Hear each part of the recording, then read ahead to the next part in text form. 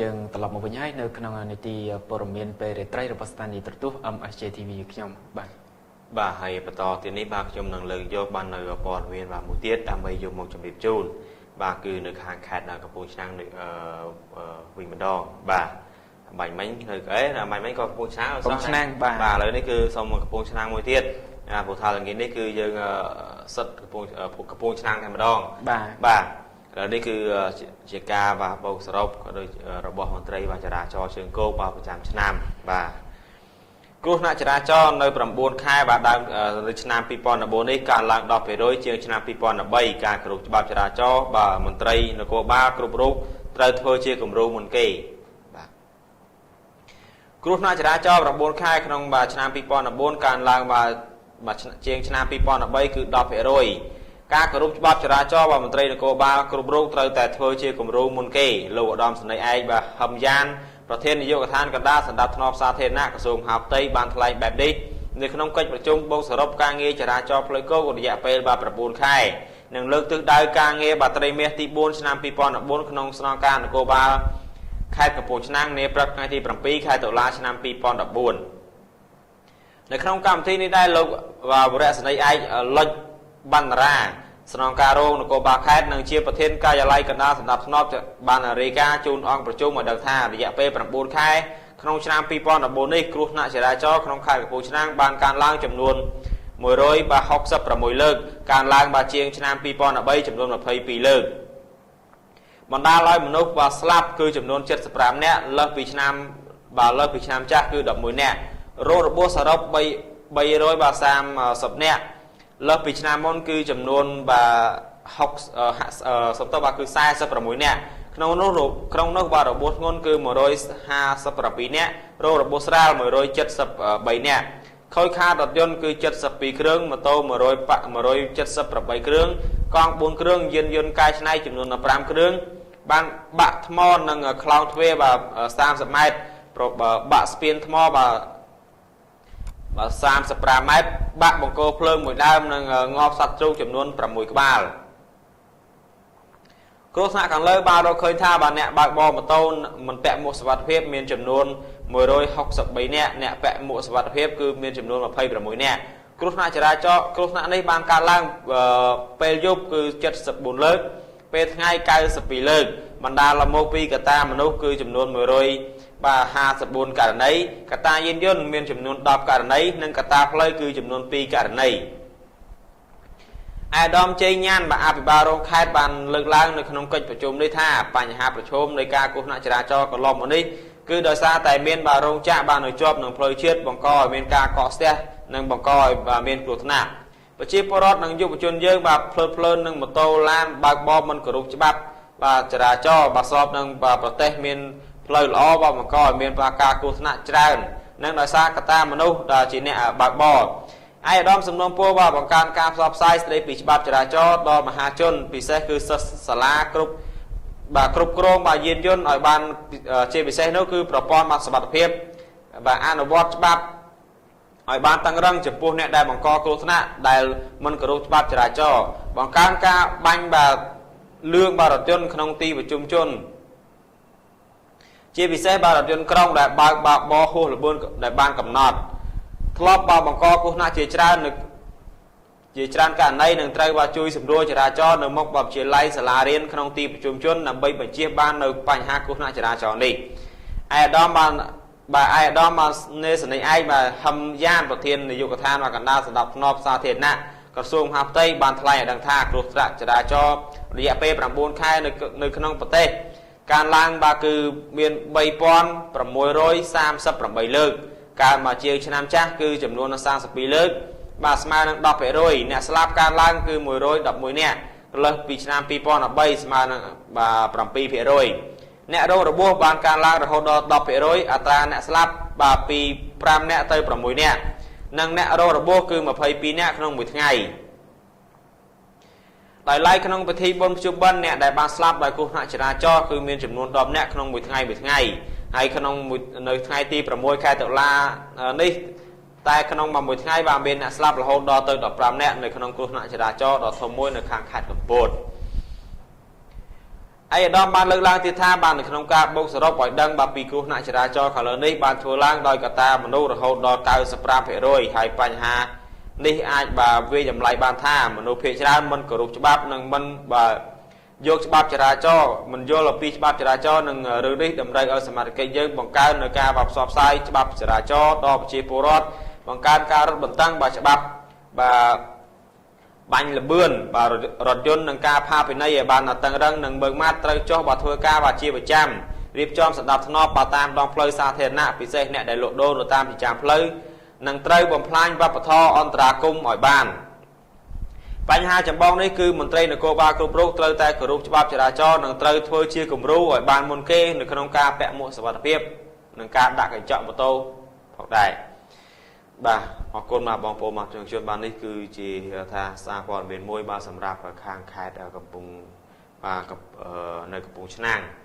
bà cứ cô nãy trả cho bà nơi làm buồn khai bà ở Nam Pipon là buồn đấy bà cứ cất chặt vì ngày tì môi khai mẹ ra bà Nam Pipon là buồn là hôm đó ngày bà tì môi bà khai cả nhà ở khai tạo la Nam Pipon là buồn bà cứ rồi dạ pe bà buồn khai bà cứ nẹt slap bài cô nãy trả cho nó bà bàn can lang bà thiệp lên năng bà Nam cha nó cứ đọc hết rồi bà chẳng giờ khơi hai bà pi bánh hai cô nãy trả cho bà pi 1 ngày tới 1 ngày cứ bà miền ca can lang bà chụp show bà hay bà tam ca bốc srop có đôi chỉ cao đăng pi mình tây bà trả cho chữ câu bà là tu tem một tên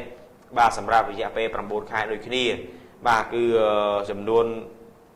đang ở trongประเทศ bàn can lang bà 3,637 លើក và can bà trường năm chắc cứ chấm luôn 32 លើក smart 10% hay chấm luôn nè slap bàn là tu tem một tên nâng cứ bà 111 nè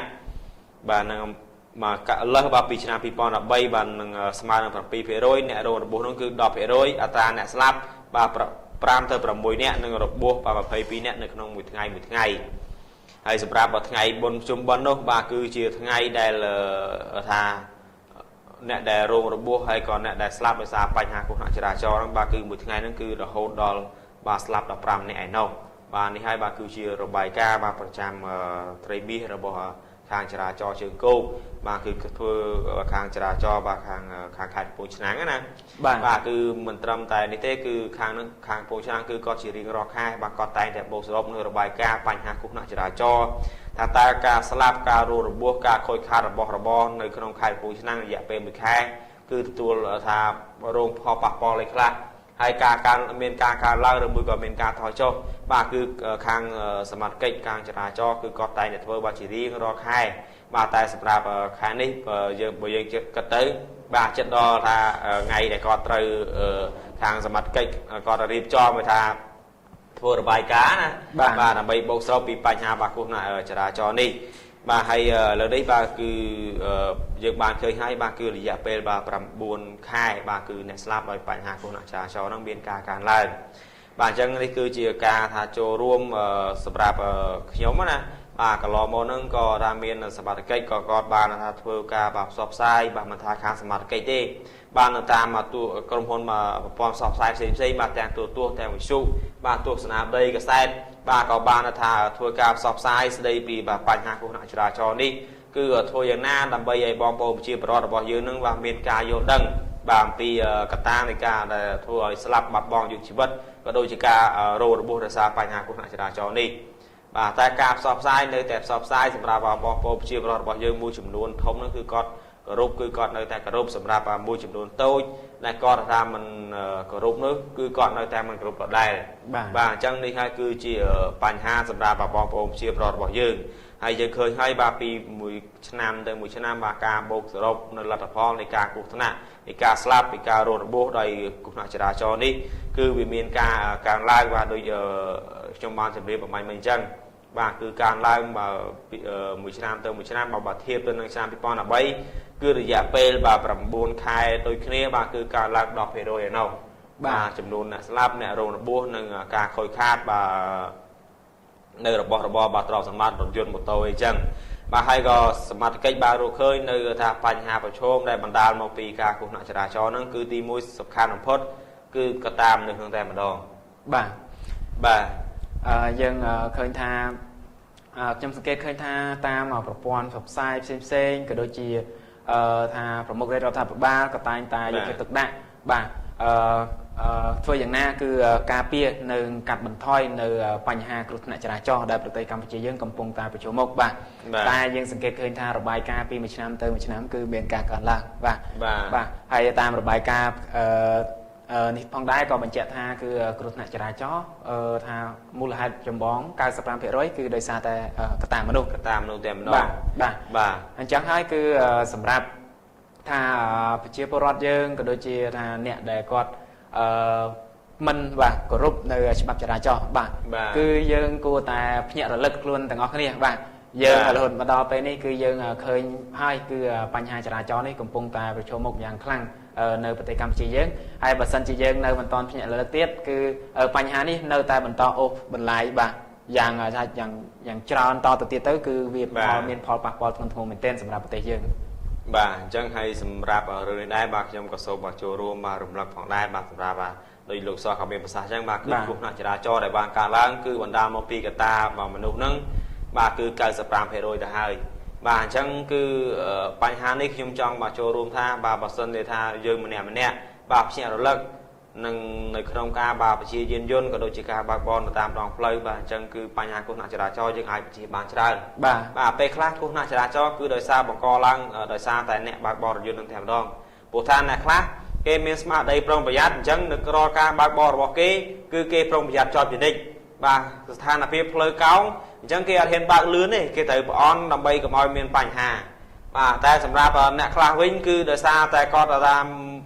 បើយើងនិយាយថាគាត់ប្រហើនណាបាទអញ្ចឹងគឺនៅពេលភ្លៀងឬមួយក៏មានដល់ចំណុចផ្លូវកោងហើយជាចំណុចទីប្រជុំជនអញ្ចឹងគាត់មិនបានថាមានការថាប្រុងប្រយ័ត្នទេគាត់ចេះតែទៅលឿនបាទចេះតែលឿនអញ្ចឹងហើយនេះគឺជាកត្តានៃការថាគ្រោះថ្នាក់ចរាចរណ៍វាអាចកើតមានឡើងបាទហើយមួយទៀតគឺដូចជាការបើកបរម៉ូតូបើកបររថយន្តហ្នឹងមានការយោគយល់បានទៅតាមដងផ្លូវជាមួយគ្នាពេលខ្លះគឺរថយន្តនៅខាងមុខហ្នឹងបាទគេសុំវាយសុំភ្លើងព្រោះថាមុននឹងវាអ្នកខាងក្រៅហ្នឹងត្រូវបាទចេញមកដើម្បី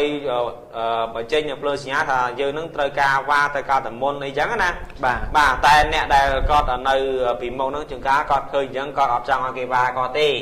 គាត់ប្រឹងជន់បន្ថែមអញ្ចឹងទៅឬមួយគាត់រេចកោតមកលើគំនូសផ្លូវកុំឲ្យថាគេវាគាត់បានបាទអានេះក៏ជាបញ្ហាព្រោះថាបើសិនជាគេចង់វាតែយើងមិនឲ្យគេវាអញ្ចឹងធម្មតាអ្នកដែលគេវាគេចេញទៅគេបាញ់តែភ្លើងថាជាសញ្ញាថាវាហើយជាងគេឡើងទៅហើយតែដល់ពេលដែលយើងថាយើងមិនឲ្យគេវាបាទគេវាទៅវាអាប់មុខអាប់មាត់បើកឡានដូចគ្នាបាទឲ្យគេវាបានស្រួលមែនអញ្ចឹងណាបាទពេលខ្លះគាត់បន្ថែមល្បឿនទៅតែដល់ចំណុចផ្លូវកោងហ្នឹងទៅបាទក៏វាវាក់ជាន់ហ្វ្លាំងទៅក៏អាចមានបញ្ហាកលាប់ឬមួយក៏អីផ្សេងបាទខ្ញុំនិយាយបែបនេះគឺមិនមែនថាឲ្យបងប្អូនមកជួបគ្រោះថ្នាក់ចរាចរណ៍ដូចនេះទេតែគាត់ថាបើសិនតែមានបញ្ហាបើការបើកបរប្រជាយានយន្តតាមដងផ្លូវលុះត្រាតែយើងទាំងសងខាងហ្នឹងចេះយោគយល់អធិស្ឋានគ្នាបានអាចជៀសផុតពីបញ្ហាគ្រោះថ្នាក់ចរាចរណ៍ហ្នឹងអញ្ចឹងបើសិនថាអ្នកដែលបើកបរទាំងអស់គ្នាហ្នឹងមិនមានការយោគយល់គ្នាទេអញ្ចឹងគឺបាទចរាចរណ៍ទៅមកហ្នឹងគឺវាពិបាកហើយបាទអញ្ចឹងកត្តាសំខាន់បំផុតគឺមានតែមនុស្សយើងទេសម្រាប់កត្តាផ្លូវកត្តាយានយន្តកត្តាហ្នឹងគឺបាទជារឿងមួយក៏ជារឿងមួយដែរតែយើងគួរតែគិតពិចារណាទាំងអស់គ្នាតែគាត់ថាកត្តាសំខាន់គឺអ្នកដែលបញ្ជាយានយន្តនឹងតែម្ដងបាទអញ្ចឹងថាសម្រាប់រថយន្តធុនធំអញ្ចឹងទៅ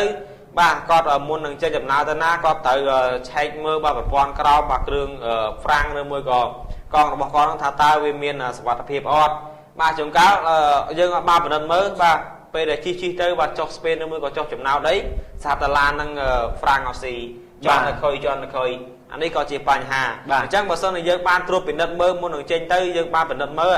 កង់វាអត់អីទេហើយហ្វ្រាំងហ្នឹងក៏អត់មានបញ្ហាដែរអញ្ចឹងគឺអត្រានៃការគ្រោះថ្នាក់ចរាចរណ៍ហ្នឹងក៏វាកាត់បន្ថយបានតាមហ្នឹងដែរបាទមិនមែនថានិយាយពីរឿងគ្រោះថ្នាក់ចរាចរណ៍សោះឲ្យឯងទៅពិនិត្យមើលឡានមើលអីគ្រឿងក្រោមក្មៃអានេះវាជាបញ្ហាបើសិនជាធម្មតាបើកឡានគឺសង្ឃឹមទៅលើហ្វ្រាំងហ្នឹងតែថាហ្វ្រាំងមិនស៊ីទេក៏វាមានបញ្ហាដែរបាទគឺជាពិសេសគឺថារថយន្តធំ Frank mình xí cái cứ ai năng bằng co tôi chỉ thà bánh hàng thôn mình tên và rốt dân thum mình đôi thà rốt dân tôi thầm đa rồi còn một tàu nè và nó ta ọt Frank ọt ấy ta pass ấy tích năng ngay và hay khơi nhẹ bao rốt dân thum môi trường nó chiều sách cứ ta mà thập lơ riêng thà bảo lơ thì không bao bàn lươn ta bảo sân chỉ tam lơ chôn là bot tam lơ khát và cứ còn ai bao bàn lươn ai bảo sân chỉ Frank mình xí và một trò còn lươn ở thọ chuột nơi thà ca dân hà thà ở ba đây là thà nó hai ca và toàn là muối chạy đòn ấy sạp Frank mình xí và mình chắc cứ mình đang thà thuaอย่างไรchứ phổ thông mình tên và tụi bây giờ thà dân thuaอย่างná có việc ai chụp ấy việc ai chơi tụi bọc rẻ bằng co tới chỉ bánh hà thôn bà chỉ sầm rạp ở rốt dân thùng mình chắc cứ sầm nòng po thuaอย่างná ở phụ quạt để bạc bon ở bộ phận rốt dân thùng đặc tụm đấy nhá cứ miền ca prongประหยัดở ban khu phòng đại bà chẳng hay chấm po trong cái sông bát thang tí tía na bà chỉ đòn là các sông bát thang tí tía bằng tây bà bẹ pon là tha rừng pon Frank pon này chẳng đọc bây giờ như chẳng con chạp ra nè tha chẳng nó bây đại con phần đất bà pon Frank và pon này tây và tham về mình miền thành hai thế chẳng còn ai bạc lươn bà nè bà mình màn tây nhưng cứ tây đại ruộng xóm cái này bà tàng nè đại bạc bò diên dốn có đôi chia diên dốn bò dương đây bà bờ sân này tha diên dốn bò dương mình miền Pành hai té dương a tháng diên dốn dương miền Pành hai dương cho mà lươn là pe miền Pành hai dương cho Frank vô cả phát Frank có về mình ai chui dương ba mà rồi phải rồi đấy bà đôi nhom vậy nên cứ rùm xoam cái này bờ sân này dương bạc bò lươn Frank dương xí rồi dương mình ai tụt dương ô thò ra còn bà cho chỉ là cho cầm nọt máu tha cài tìm chung chút nói ba ca sập lỗ mai trong màu tại dân sự khơi ba miền group rồi dân đem đó mà cứ ta cài tiêu chung chôn cứ màn cao sắp ấy rồi đóp rồi phay rồi chẳng tới bà này chia tha tụm lọp rồi bỏ con bà chẳng cứ sầm ra vào police ra cho con thưa cao tham miền camera là mấy bánh chạp vô là bơ rồi dân đó nè bà xong mà tha ở miền ca vào rất một tăng nơi ở Pành Hà này bộ tha bà sơn thì dân chạp mà hai thưa ca phạt đây ta bắp ra cho ba mặt ngay tới một ngày chẳng thua nè đại bạc bò rồi nó còn miền ca riêng cha miền ca khai đã bộ tha cất tháng tập bạc lươn bộ tha ót đăng tha chủng nên sản phẩm cái nó cha vào là buôn nó đòi của thi này tại dân đăng cái ta là buôn giờ nó thằng bạc đọt vật nè chẳng bộ sân thì khai sản phẩm cái rất một tăng vì Pành Hà đó chẳng cứ thua nè bạc bò tại ót cứ ta đôi cái ta hiện kẻ bà hiện riêng cha là vì Pành Hà nâng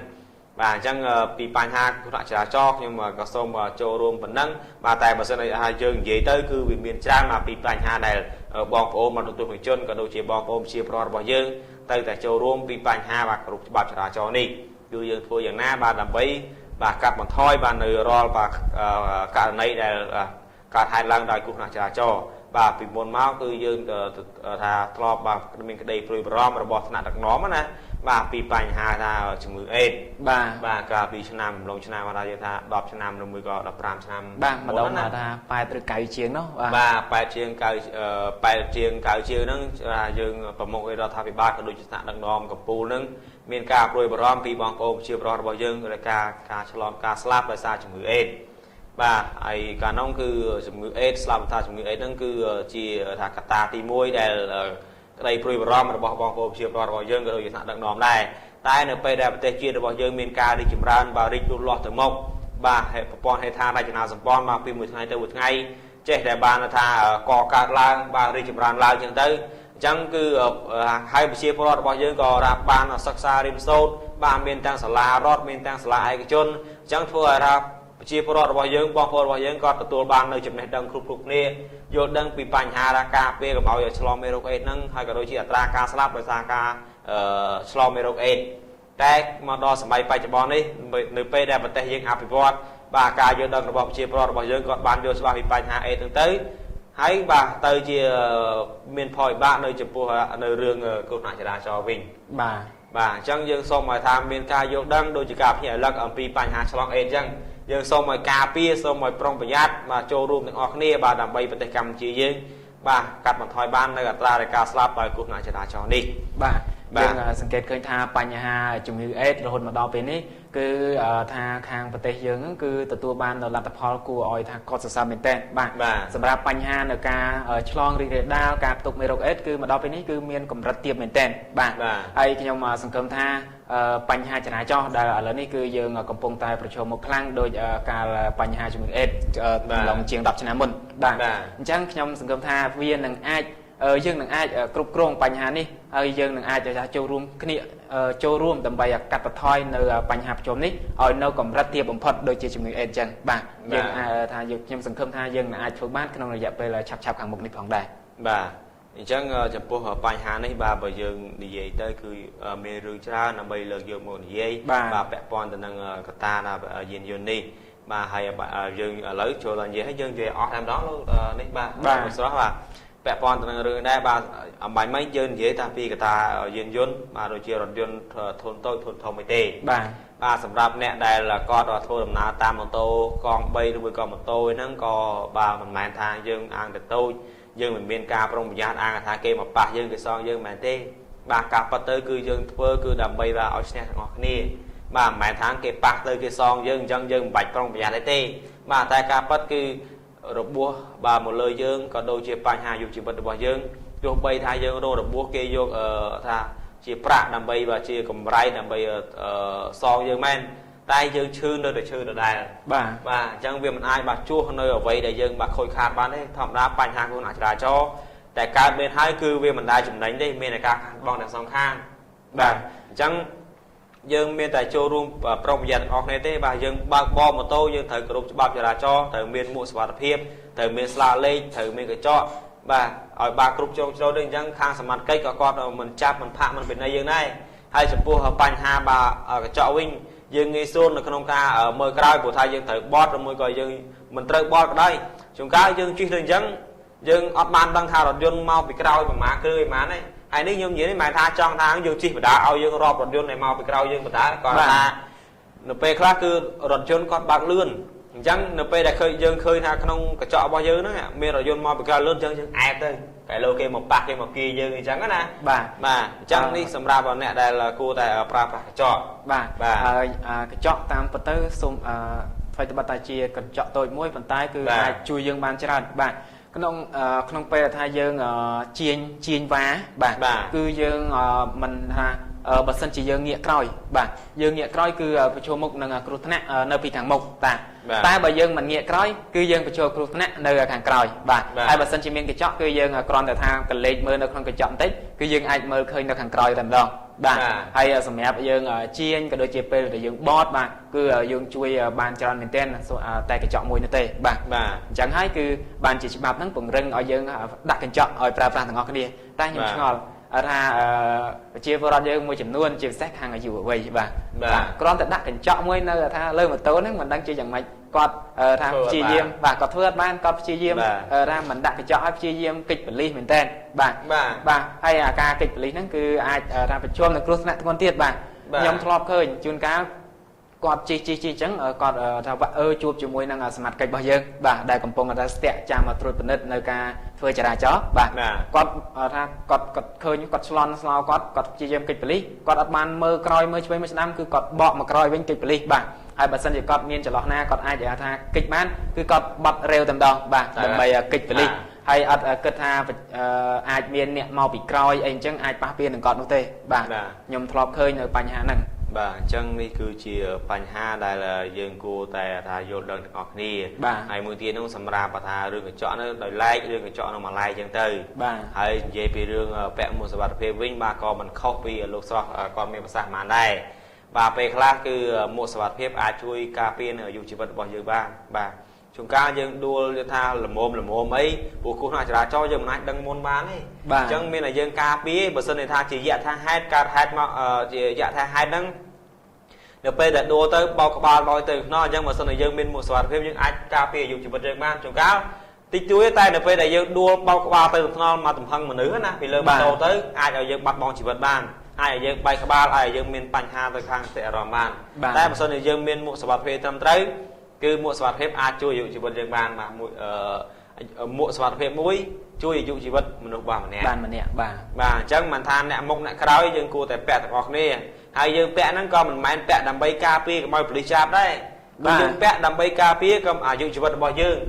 ba bộ tha police chap cứ bong lôi có đập bay pon ở đối vớiกับpram pon cho bay tay dùng chỉ vật bao dương mình ai vô lôi từ bong buồn pram pon đang là bay vô dùng chỉ vật dương mà mình bán đấy chẳng như cô thầy cấp trà nào là bay bị bài hà này nhưng sẵn kết khơi ba đôi đồ xoa có miền xa pẹ pon là đang rương cái chợ mình chăng dù ở vậy môi trường luôn có thể tha dừng xong gì lấy hay còn chỉ rương màn tè này về khác con ở miền mặt đại cu robot con nâng xa chẳng tư hay con nó còn so sát bàn một tô mây bà tập phải trên tập tinh chi mau ba sọ lấy mây chẳng á bà chẳng pe năng cứ con bà tây cầm sa này lại nam môi con từ chỉ lẹ cái nào tha đại cu robot con chẳng á bà chẳng cứ sầm rạp ca vẽ một sản phẩm robot con cứ dừng sừng kẹt mà tới cứ ở phía tây nha bà đại sai pe khác con cứ tha vẽ một tới việc bắt bong sản phẩm robot con khi mưa khơi một mò robot con vì sản phẩm robot con bà police bà robot con đây chẳng tới chẳng còn vẽ đây đầm bay bằng hai nơi vậy để còn miên ở kỳ khơi bà hay mối tiết bữa sau này còn vẽ tới việc vừa thang đúng đầy cũ nơi hàng cáo xa đó tại đọc về một bên đằng mấy bồi vẹn một trận đấy lan cần chăng à chắc là bay bằng hai nơi một mót cái đôi chỉ một sọ bọc luôn nói cái khơi ở thêm vẹn một vạt viêm tê là chỉ khôi một sọ hay môi tiết nơi bay đè ô thò ra chi tới plei nâng miền sạt cạnh nơi cả mọc đây chúng cá bay khác từ khang cáo đại chỉ tây nắng bạn đại cù bọc con nắng lơ mũi vô vẹn ảo ba chúng cá có ai miền pành ha chụp phù pành hàng này ba lơ ở lại là lơ vẹn tới có ai thà bằng nơi đúng một ấy gọi những ai cho từ bạc pi cái bằng cò bà chỉ pành hà này hai mươi tiết nơi là khơi trắng chúng cá còn ọt như thế còn chỉ kinh còn bọ khao dân máu đòi còn là khơi mà cây liên còn bọ khoai máu chúng cá là cây tơ khao nắng cây mà bốc cây mà ba dớn và có ở miền pành hà này là tây tiền bà trắng bởi dương gì ta bị pành hà đấy cứ khang sầm mặt cây còn miền kha bị bạn này sầm ra bạc ca an vọt của thang sầm mặt cây còn an vọt ở đây tam là bạc đây tại chúng cá miền bong cô chia bọt bao nhiêu môi trường núi nó còn bàn cho vì tôi tí có đôi chiều sẽ bắp này phải chia chạy cầm chia bao nhiêu cái bà nói xa ấy bà pe khác dương ọt miền mua ọt miền là thằng chọi trầm trơi bà hay là pe đại dương smart cây dương cháp cứ chào smart cây nâng tha còn là phần nâng chạp đai vô từ cái lạnh như thế là bây thua cà phê là bà con bà cà phất cà phê là bà khang smart cây rót ngày này cứ bởi dương có tới tham miền ca vô cho đó bà chúng ta đấy chạp mà nó còn là pha còn là pin này bà được ta sẽ bắp trả cho thế tay bà sơn đã cô đai tha riêng cho sản phẩm nó chẳng bà sơn để tha chạp một tô ọt mua ọt cho ọt mình sao lấy bà thấy được vô tới can ca giờ lấy bà trả cho trường cô để xa tông một phây 4 máu từ bài đo sai bàn tay để sao mình ca vô trang pin smart cách chẳng còn ai tha còn này màu nó prap đầm bay ở đăng ở vô đăng thì bài hạt cũng trả cho ao dương vẽ một sản phẩm phim ao dương mình cái chọn ao dương miền là pha lê trầm tới hay phạt về đây ta sẽ báo tới đọc lành cho mình ba mà ta sẽ báo trả cho cứ từ đã sát vô từ đã sát tốc này từ can ca giờ lại trả cho sân mình ai ta chặt lên lành lên đi và tay miền là bong ô dương môi trường luôn nữa là về để mặt cây ăn vọt tam phôi bắp cứ bài chỉ là khăng rồi mới có on chất để khai smart cây từ mình bàនេះគឺជាបញ្ហាហើយសម្រាប់ការផ្សព្វផ្សាយ